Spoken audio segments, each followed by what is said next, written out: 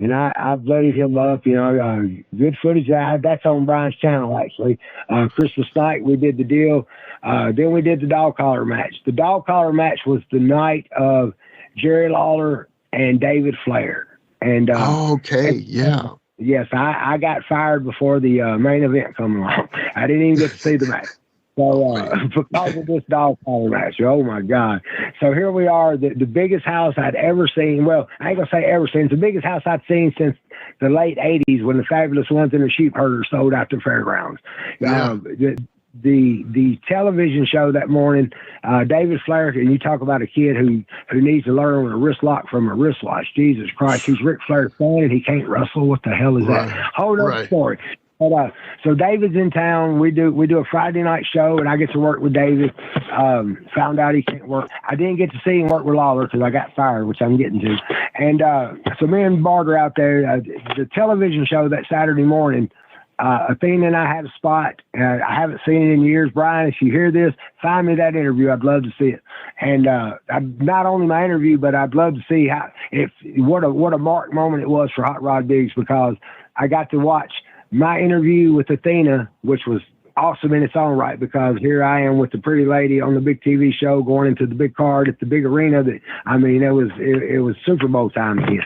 And to top the icing on the cake is that the interview fades out. I'm going to be a mark here. The interview fades out from Athena and Hot Rod Biggs, and up comes Ric Flair talking about he just might have to pay Jerry Lawler a visit to protect his son at the Nashville Fairgrounds. And that was followed by Jerry Lawler's interview with Ric Flair on the gimmick. And I mean, what a moment that was. To say that I was a little bit nervous, to say I was excited, to say I was worried about getting the hell beat out of me because we have a legitimate, 20-pound dog collar that's fixing to be strapped to us. And I know what he done trying to emulate the Jimmy Snuka deal. Is he going to try and rip my ear off like Great Valentine did? You never know with Bart Sawyer. So there was a lot of nerves going into that.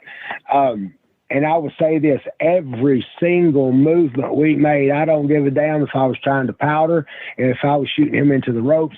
That chain, I don't know if it was longer than the other one. I didn't look at the logistics, but every time we made a movement, he or I moved, that chain was like a whip, and it was going bam, and it was doing a wave and smacking you in the face and getting you in the eye, hitting you in the nuts and popping you in the knee, and that chain beat me to death. I had just been put on pain medication for a very serious back injury. I shouldn't have even been in the ring.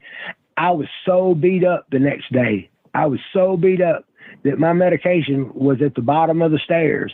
I didn't even get up to go get the pain pills. I was in so much pain. It was bad.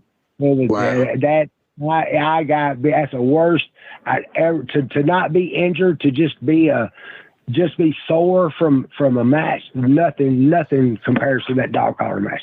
The most sadistic, most brutal match I was ever in, and what I call a career, was that dog collar match. So the reason I was fired, and the reason that it is now the story it is amongst those who were there, is that Bart Sawyer says, throw the sign at me. I started carrying the stop sign before ECW featured it, before Tommy Dreamer, grabbed the Marks fan with the sign and ripped it off on the TV, and now everybody carries a stop sign. Somebody brought me a stop sign, and what the Bruise Brothers had the Jim Cornette deal. We had the tennis racket. That was something that Chris Kern had with the former tag team.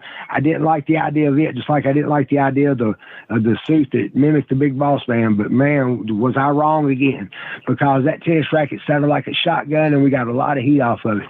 On an equal playing field, that stop sign, it was flat, it was smooth. The harder you threw it, the louder it was, and the harder you threw it, the easier it was to take in most cases. So it was a win-win when you hit somebody really hard with it. As long as you get them with the edge, it's still getting hit with a stop sign. It's not a day at the beach, but it's better than it sometimes looks or sounded. And so, as always, he told me to grab a sign. I grabbed the sign, baby. I give a thing to the Iggy, and she slid that baby in.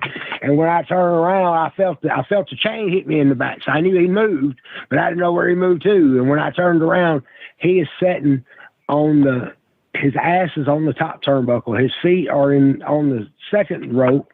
And so he's just kind of setting up in the corner, still chained to me.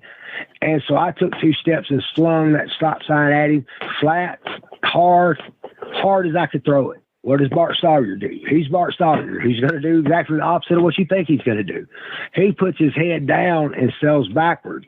When he does, Jimmy, he backdrops that sign about 12 feet above the top rope. So you're talking 20 foot. I'm not exaggerating, man. 20 foot probably. That this stop sign is falling in the air. You want to guess where it lands? They got me fired and sent home before the David Flair and Jerry Lawler. It lands in the front row. Oh, man. Where on the front row, Hot Rod? I'm going to tell you where it lands on a little girl and 2 old women. Oh, my gosh. Oh, my. Of course. I swear, it's a wonder it didn't cut their legs off. The girl had on some she couldn't have been 10 years old, maybe. I don't know. I was a heel. We weren't in the same dressing room. I didn't get to follow up.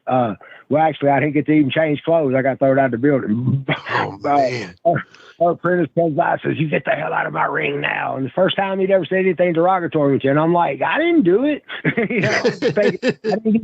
I didn't get to argue my point, but that was my first thought. And Athena's over there, she just looks horrified. I'm like, oh my God. And I didn't know if they were hurt. I didn't know what happened. Turns out it has slashed the girl's baggy pants and just left a little bruise. They just kind of glanced them. So it didn't hit them with the impact I thought it did. Oh my God. And then to top all that off, as if it could get any worse from my position, who are the guest commentators for the big television taping that's going on? Jim Cornette and Scott Hudson are there live to do the deal. And all I hear to this day is Jim Cornette when I went back to watch it, I hear Jim Cornette saying, "I just scooped that old lady up. She was ready to go anyway." Oh my God.